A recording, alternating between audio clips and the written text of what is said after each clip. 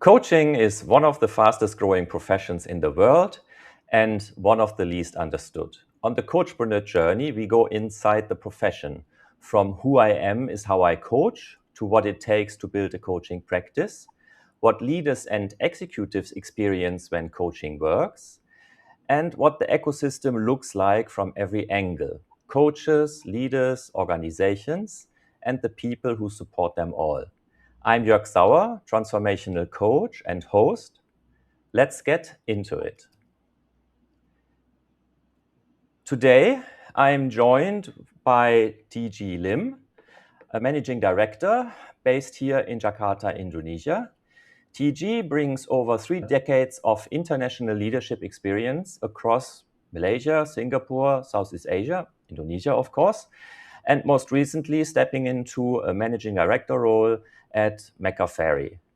He holds an MBA from Cambridge Judge Business School and an engineering background. He's built his career at the intersection of business strategy, organizational transformation, and, what I find most interesting, building high-performing teams. But rather than me telling you more, TG, over to you. Who are you?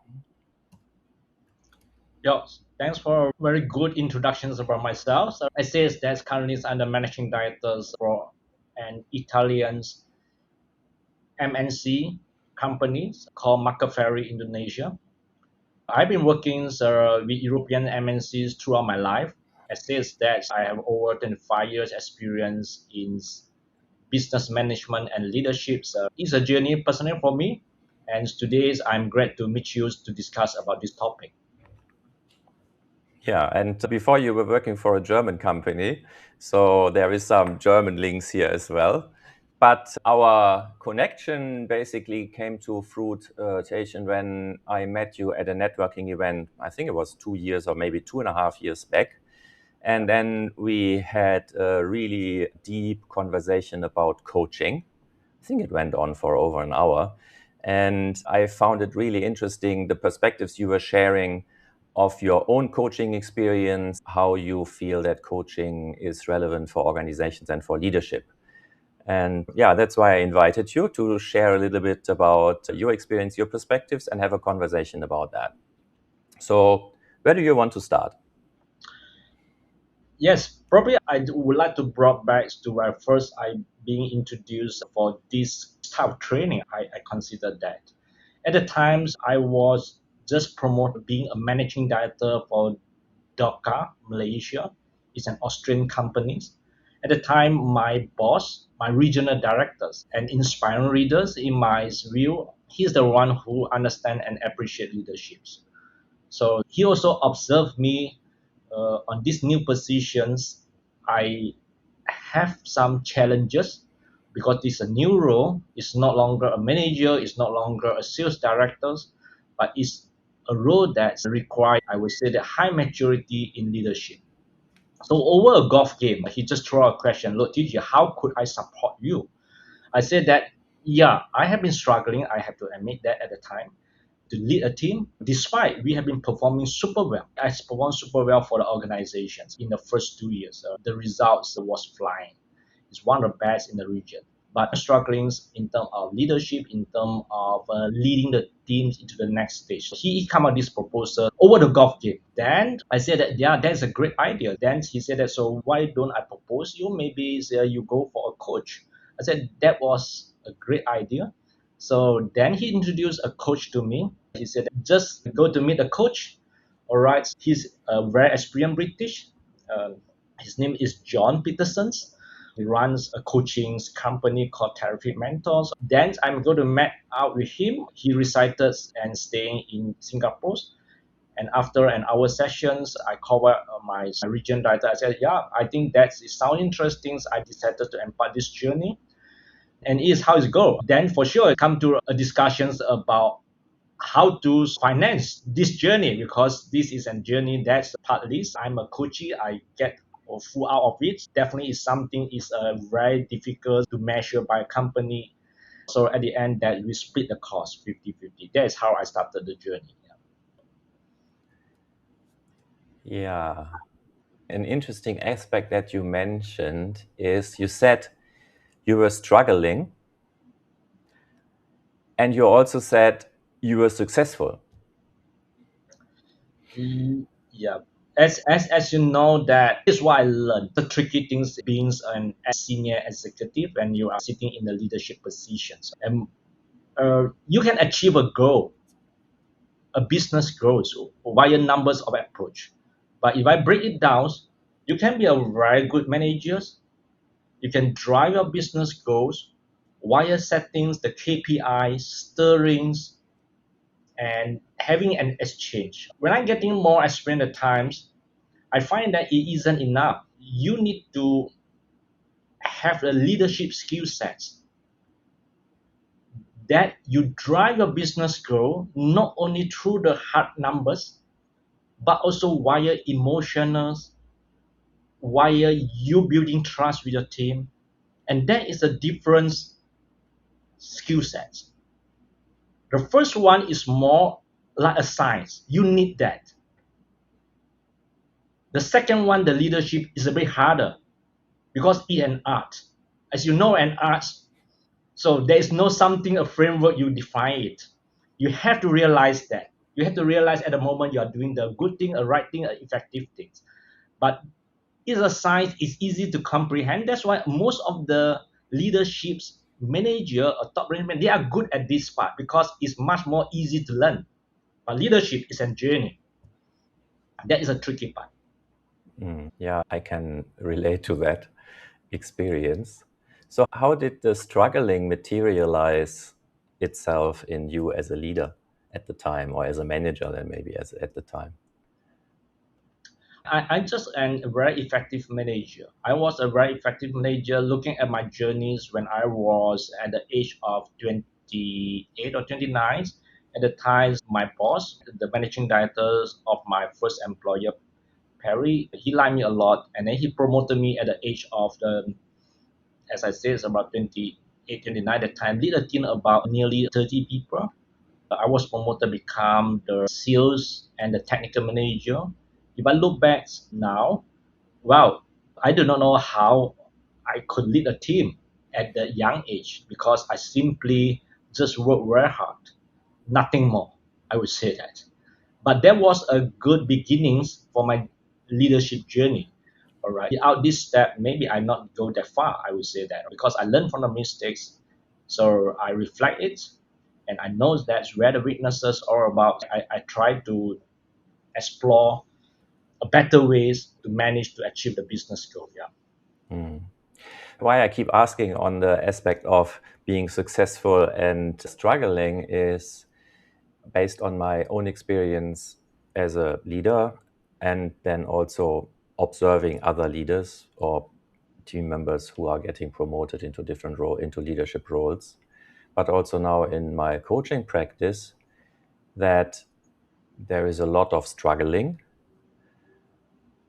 and on the same side there is a lot of success.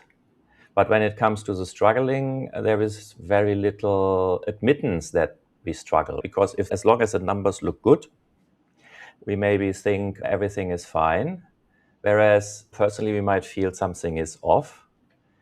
And so why I find this so important to talk about is to create the awareness that even if things look good from the outside, how it feels in the inside is maybe different. And you mentioned you are working hard and you were a leader, and efficiency is often about working hard, whereas effective leader is about working smart. Yeah, and that's why I'm curious how you felt you were struggling, and maybe what your boss Gero was observing, so that he suggested you to take a coach. Well, one of the indicators when I was in my very early journey is being a real senior executive. When the time I was the managing director at times, people's uh, they leave the organizations. So that was one of the indicator, all right, um, about some things may not going very well, all right, which I realized that as well. But it's a hard fact in a lot of organizations, business results place first.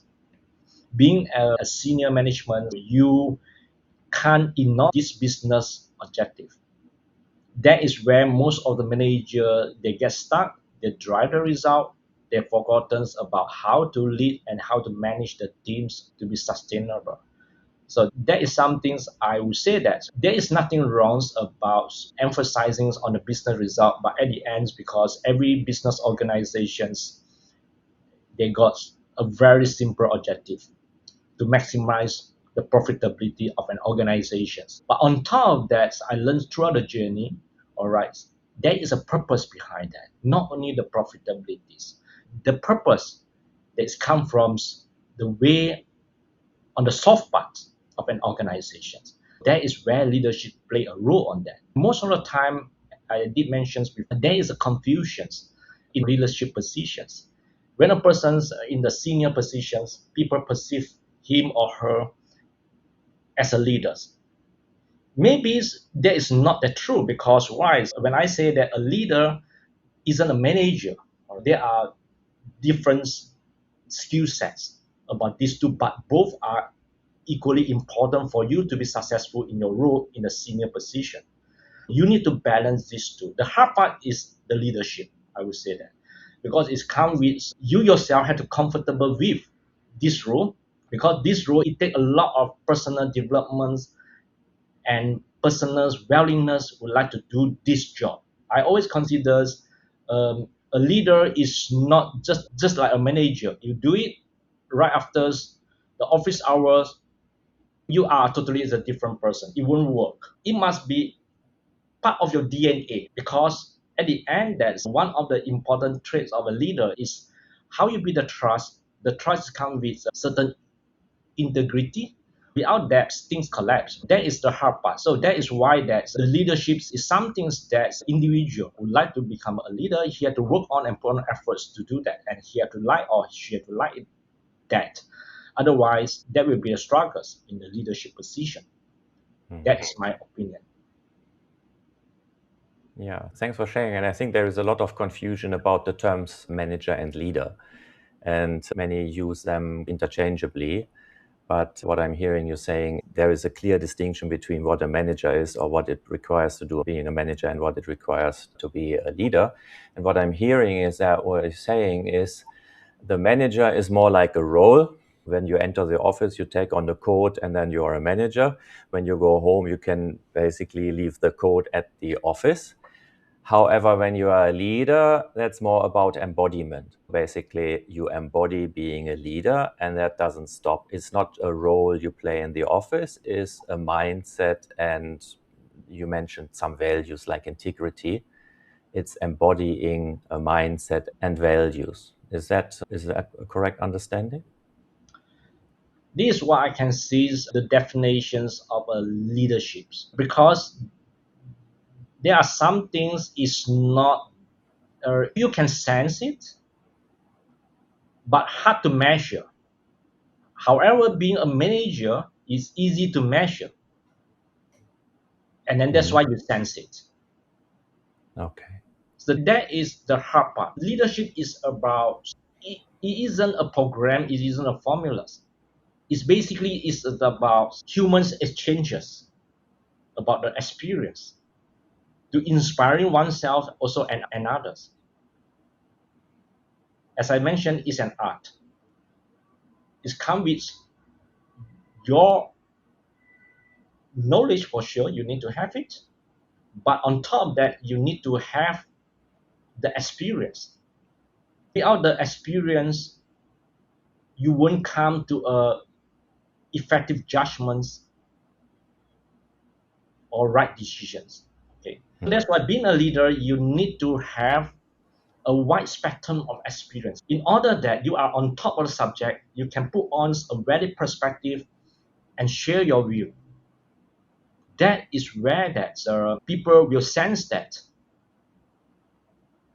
about you as a leader. But being a Mm. manager is a bit more technical and easy to comprehend most of the time. But come to a very complex situation in a business world today. Being an effective manager may not be enough. It's not so much about the what anymore, but more about the how. That is something that the challenges in today's complex business environment. Is how being a senior executive, you need to combine both skills. Otherwise, you won't be able to get the best results for your organizations. That is my opinion. Yeah, and I concur with that. How has coaching changed you? Yes, it is a very interesting journey, I would say. I was in this journey for 4 years with the same coach. In reality, if I reflect that, I didn't make any progress for the first 2 years, despite the time and the money was spent. You are a coach, you know that changing the behaviors of your comfort way of doing things is the most difficult things to do for yourselves and also for a team. We have to admit that because this is a journey, and people will fall back to their own comfort way of doing things or their comfort zone. It's a journey. It's a lot of self effort, self reflections, and part of that is the feedback cultures or from your coach, from your colleagues. You learn from that, and you have to take it with an open-minded way in order that you understand the other party perspective about you, about your decisions, and you have to take it seriously in order you can change yourself to a better person. When you ask me about how the coaching support me, in it that it has been a struggling at the beginning because you have been so successful. At the same time, someone telling you that you are doing a wrong thing, and that's why you take a lot of self-reflection and self-efforts to change some things that you didn't see. And today I'm in a much more comfortable positions because I overcome that with the support for sure, with a coach. And that was an amazing journey. Personally, I would say that, and I consider I'm the lucky one in this journey. Yeah, and you made a significant investment in time and money, and including your organization. And when I'm observing you while you are sharing, I can see there is a lot of happy memories, so to say. Also about the struggle, looking back and realizing, it took me 2 years, but the effort was quite worth it. Also allow me to share one thing. That is also because being a manager or being a leader, somehow you are also making coaching as well for your team. Coaching is a very complex task. I could consider one of the toughest job because uh, you can't change a person, just take it and then unpack it and then totally become a different person. The approach of coaching is super important. You need to have a right experience to be effective, become a coach. And there is no a single formula. It depends on each individual, it depends on the team configurations. That is the complexities being a coach. And what that is what the journeys I have experienced when I was a coachee at the time. That is makes the coach is a very challenging if you would like to change an individual or a team, you have to come with the right approach and right formulas. And what's the right, it depends always. Also depends on the coach experience. To judge is that is the right moment. I share this feedback now. And then to observe it, and then to follow up, and then to also reinforce it later on at the right time, always. Yeah, you mentioned quite a few aspects which are really important. First, it's about individual circumstances, perspectives, why there is no one solution fits all. Then you also mentioned the aspect of timing. If you do the same thing at two different times, it can have a different impact because the person or the organization or the system is not ready. Readiness and openness is something which I'm hearing you saying, and I agree to that. Based on your personal experience, do you influence your teams and leaders to take on a coaching lens? I am a strong believer. You need aspiring partners in your career journey to be successful. which I have been promoting this one strongly in numbers of organizations I have been to. As I said, that comes with effort and cost and time, and the end result could be difficult to measure. That's why a lot of organizations may not promoting this one strongly. Okay, I always believe in your career you need a sparring partner, be it your mentor, be it a coach. For me, an external coach could be a better one because you have a psychological safety to discuss openly instead of an internal coach. Maybe they have a conflict of interest. Mm. But for that internal coach, they can stir some things. Maybe some of the subject matters is more related to the companies. The space to engage an external coach is much more wider. You can discuss openly a lot of topics, and then to see a different perspective and also the objectivities from the coach as well. Because in that organization, maybe they have some managerial interest, it won't be so effective. That's my experience. Yeah, it's good that you mentioned the aspect of a sparring partner because you mentioned feedback before, but feedback is often kind of behavior or situational. You give feedback from a growth perspective, but most often we give feedback when something is not working as expected. Allow me to share about the feedback because feedback is something that you need to learn in order to be effective. It's not something that you see something you do not like, then you just now and then share your thought because it's come with a lot of bad experience sometimes. The feedback cultures you need to instill in an organizations, and you need to stir it and reinforce it in order everyone can appreciate what does it mean of feedback, how does it look like, and people need to be trained about the feedback culture, how to receiving feedback and how to give a feedback. Otherwise, it won't be effective. Otherwise, it can come with a very serious conflicts. It won't add on the value for the team. It develop due to the disopenness, due to this misunderstanding. What does the feedback look like? So that's why for an organization, a lot of organizations having said that, okay, let's have a feedback culture. It won't work just like this because people are not trained. What does this feedback look like? You need to start from the management to set the stage that how does feedback look like first.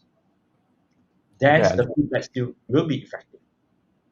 yeah, and you mentioned already psychological safety. You mentioned it in the context of internal and external coach, but also for feedback. If you don't feel safe, yeah, you maybe receive a lot of feedback, but you don't dare to give feedback. And I think that's an aspect where it becomes more and more difficult. The higher you are in a hierarchy, you get less and less feedback. Even if you are the most welcoming and humble leader, just because of hierarchy, because of culture, because of organizational culture or the culture in your society and the expectations, meaning in Southeast Asia is all the seniority principle. And then you grow up with, you don't question your elders. And that's deeply ingrained.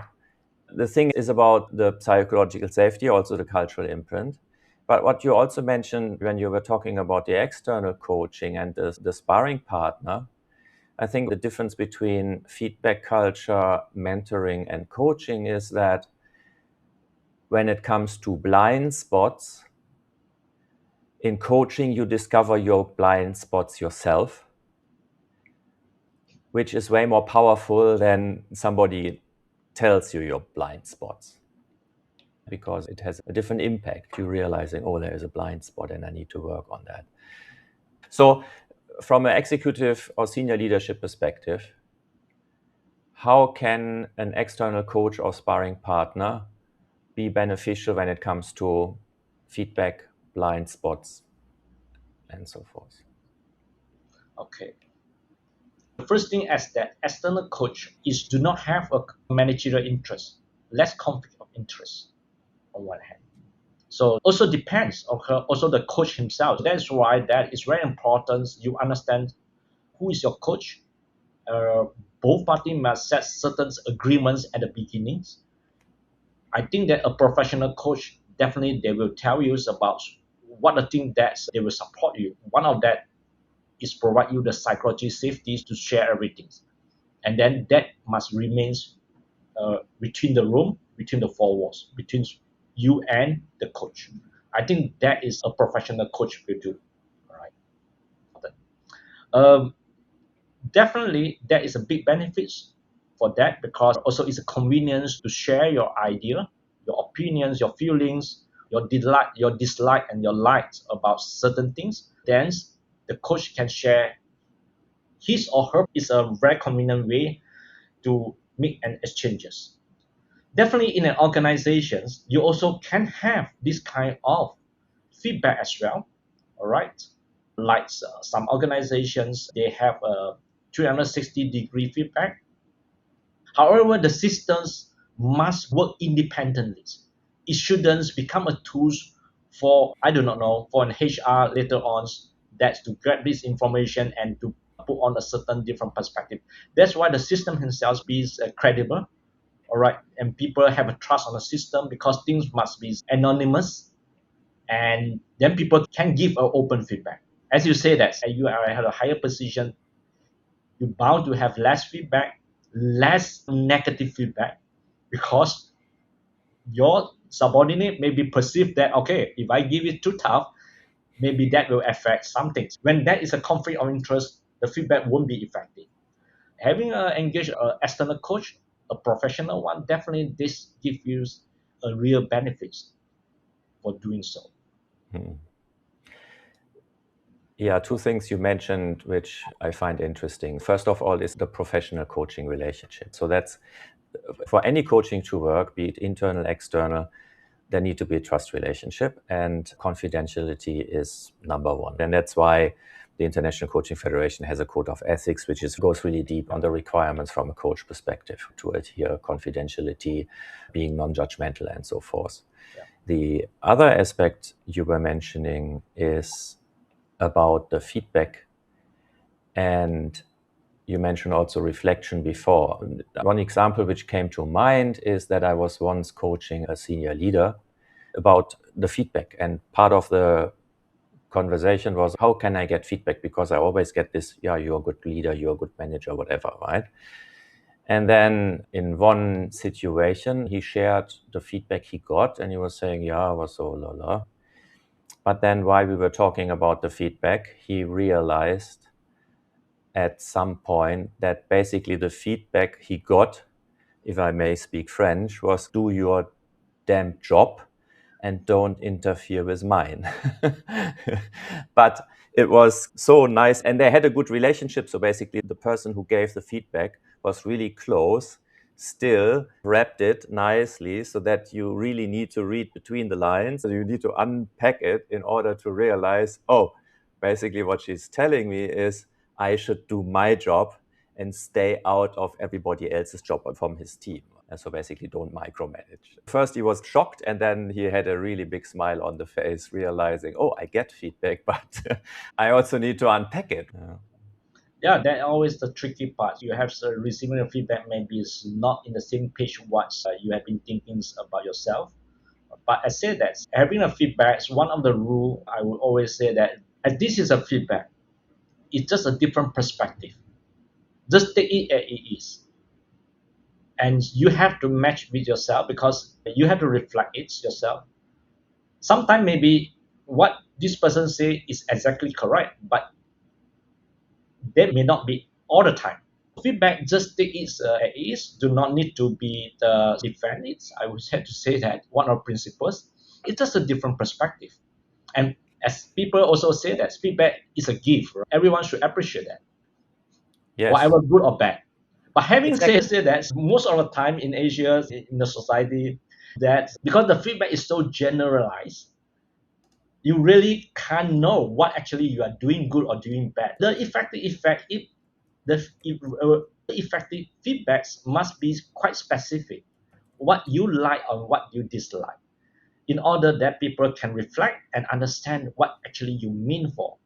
Otherwise, you just stay in a very foggy situations. It won't help the individual. What actually is that? What I've been doing good? He just said that I'm nice. What nice? Had to be a bit specific, and then you will support a person that to reinforce this kind of behavior. So that is why feedback you need to learn how to give it and how to give it at the right time and being effective. Otherwise, if the feedback just stays on the surface, it's nice to have it, nice to hear it, but you really do not know what does this mean. That is why that a feedback culture, you need to train an organizations and prepare them to give, and in order that this tool can be effective for your team. Yeah, I would add that there is no negative feedback. And as you put it, feedback is a perspective. And who am I to say I'm right and you are wrong? It's a perspective. So if you look into that, sometimes there is no absolute. Obviously, Exactly. most of the time, they don't have an absolute in life this way. And the other aspect is in the context of difficult conversations or conflict or any situation, as a leader or as a person, we always contribute, right? So whatever happens, we are always contributing to what's happening, right? Either consciously or most often unconsciously. And the dynamics between the leader and the team is often something which is caused by the leader, or where the impact or where the contribution of the leader is bigger than maybe the contribution of the team. And many leaders are not aware of that. And that's where I believe that coaching helps, because you become aware of your contributions. And feedback is a way to realize your blind spots. What are you not seeing? Where are you having selective listening, for example? Why do you hear that feedback in the example before as a positive feedback and not being able to hear basically the message?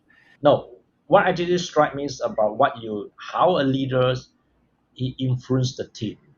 And the leaderships that you did mention, the leaders maybe plays a significant role in an organizations for a lot of things. Where I would say that maybe some leader may not be aware about that, especially how you set out the environment for an organizations, because you set the tone for the team and for the organization. The organization culture is very much shaped by the leaders, consciously or unconsciously. If you look deep inside that, how people work, how people communicate, and etc. That's why the leaders must be very mindful about this. I must say that it's a challenging task for a leaders, because that's you have a full influence about the working environment of an organization. So why the leaders' emotions most of the times is very contagious. There is some things that the leaders have to be very mindful with the speech, with the words, with the actions, because your team will observe it in a microscope manner. Maybe you are not aware about that. There is some things it's challenging for to become a leader. That is where that a leaders must be self-reflective, must be mindfulness, in order that you can inspire the team in the right way, not the other way around. Yeah. You have mentioned reflection and reflective practices several times already. What reflective practices do you practice as a leader? There are a lot. I would say that for the human brain to work in a way that you can be reflective, you have to cool down, you have to relax. And I always believing that when you are slow at times, you are then powerful about reflecting. There are numbers of ways to do that. One of the ways is through meditations. I meditate on and off sometimes. The other way around is that you go for a vacations, and that you just put aside everything, be yourself, have your own time. So that is also will help you to understand yourself more. There are a number of ways. And to be reflective, I must say that's not something that you ever to some formula can support you, but some of the trainer and I mentions that having your time for yourself, meditations, go with something you like to do. Like I like to play golf. After a golf game, you find you are in the super mode. You know yourself better as a person, and all these things will help. Yeah. Yeah, I can relate to that. Slowing down is something I have been preaching in my leadership roles all the time, stepping out of the hamster wheel, because when we are busy and constantly switching from one thing to the other, it basically kills all the creativity, but it also drains the energy, cognitive, but also physically at some point. A lot of burnout and fatigue comes from that. Slowing down is powerful, going into nature. And of course, when you are focusing on hitting the ball, right, it's a kind of meditative practice because you're just zooming in on this one tiny little thing on the green. For me, journaling helps. And then maybe with some concrete journaling prompts based on the situation I'm facing, doing journaling prompts based on a question. That's why I'm also posting every day reflective morning questions for conscious leadership on LinkedIn, because I believe that having a question which takes you out of the flow maybe and reminds you of something else to look at or a different perspective is super, super powerful. You mentioned before the complex world. When we started our conversation, you were saying you were successful, but you were also struggling. And you also mentioned the aspect of behavioral change takes time, and then we tend to stay in the comfort zone. What I am observing recently, because things have become difficult economically, the global political situation is all but stable. The economical and political situation in Indonesia may be also challenging. So that creates a lot of uncertainty and maybe anxiety about the future. When it comes to behavioral change, when things are easy and comfortable and working, it's easy to do behavioral change because then we feel comfortable and safe to try something. When the times become difficult, psychologically, we tend to fall back into bad habits because that's maybe what's on autopilot, what we have been conditioned to do, what we do without thinking, and it feels familiar, and that's why it feels safe. As a leader in the current times, how do you deal with the uncertainty and maybe the anxiety coming out of that in your organization? What are you doing about this? This is a very good question. And let me start with this. That's why you need a leader in an organization to weather these kind of challenges. And I consider that is an interesting times being a leader because it needs effective and smart leaders for this kind of complex moments.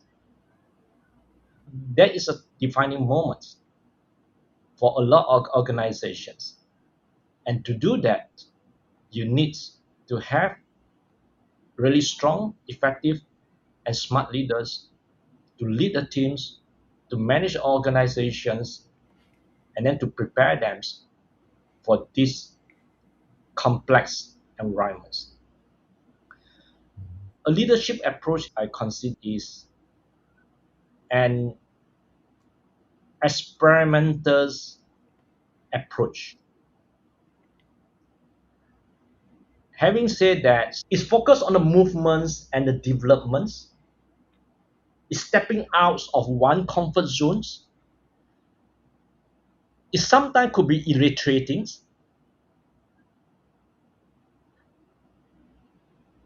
However, you are able to sense that you are putting on values throughout these journeys. And most of the time, I have to say that the ending may be not be purely 100% defined, but as leaders, you're able to hold the organizations on the right path using your experience, using your knowledge to weather these kind of challenges. And I'm a strong believer of three components for making an organization to be successful. So when we're talking about strategies, there's some things is a big things. A company must have a right strategies where you pool your resources to meet the impactful results. The next thing is about the people in an organizations.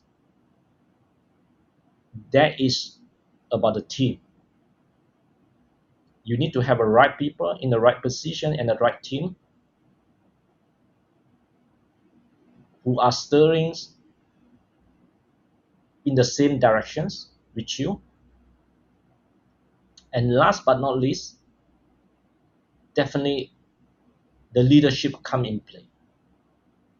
Without one of these, you won't be successful. That is my simply belief about making an organization to be successful. The right strategy, well communicated, everybody aligned, and then the leadership, which creates an environment which is contributing versus detrimental. For me, it's about psychological safety, which you already mentioned, versus toxic behavior is about empowerment and enablement. I always believe that most organizations, if not all, have all the people on board they need. They just fail to empower and enable the potential they have. And that's what I'm hearing from you, is where leadership comes into the picture and is basically the defining factor of a successful organization. TG, is there anything which we haven't touched on which you would like to mention or bring? I'm good. I did enjoy our conversations. And as said, coaching is definitely will support, especially for the senior executive in his leader or in her leadership journeys. Because I'm a strong believer, you need aspiring partners, be a coach, be a mentors. So that is something that I would say that is a food of thoughts for all the leaders. So in today's complex world. Yeah. I sign that statement. And not just because I'm a coach, I have the same belief as you have, that you need to have a mentor, you need to have a coach. And it's often good to have somebody outside of the organization, because when things become difficult inside the organization, you need to have a safe place to be. Where can people find you if they want to connect with you? Yeah, just drop me an email. I share that in the show notes. I will also put the LinkedIn contacts there. As you just joined a new organization and a new role, first of all, the best for your future. And based on the conversations we had today and in the past, I am pretty confident that you bring new ideas, the right culture and leadership into the new organization. I wish you all the best and success for this. Thank you for being my guest today. I found our conversation inspiring, and thanks for being open and sharing a little bit about your experience with coaching and also your life journey as a leader. Thank you for being here. You're welcome.